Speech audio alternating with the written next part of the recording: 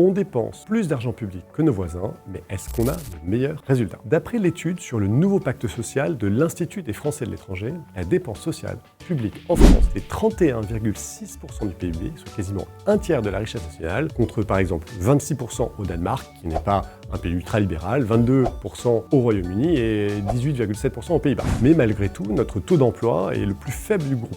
Par exemple 68,5% contre 82% aux Pays-Bas. En gros, on fait moins bien avec plus. Et il y a plein d'absurdités. Par exemple, en France, au premier refus d'une offre d'emploi ou de formation, il n'y a aucune sanction. En ce temps-là, aux Pays-Bas, les allocations sont suspendues. Au Royaume-Uni, l'allocation chômage est réduite pendant 3 mois. Le message qu'on envoie, c'est quoi? Vous n'êtes pas obligé de reprendre un travail, vous pouvez poursuivre l'assistance. Notre angle mort, c'est la bureaucratie. Les coûts administratifs dans les services de santé en France, c'est 5,7% contre 2,3% au Danemark et 1,9% au Royaume-Uni. Et ça se voit dans les résultats. Il y a seulement 52% des Français qui se disent satisfaits de leur administration, contre 79% aux Pays-Bas. Mais il existe des solutions qu'on appelle le nouveau pacte social. Par exemple, au Royaume-Uni, la ville de Wigan a passé un deal, on appelle ça le Wigan Deal, avec ses habitants. Ils ont baissé les impôts, mais ils ont demandé aux citoyens de beaucoup plus s'investir. Le résultat du Wigan Deal, c'est 160 millions de livres d'économies entre 2011 et 2020. C'est 40% du budget. Et la satisfaction des habitants est passée de 41% à 61%. Aux Pays-Bas, il y a un système qu'on appelle le Buurtzorg,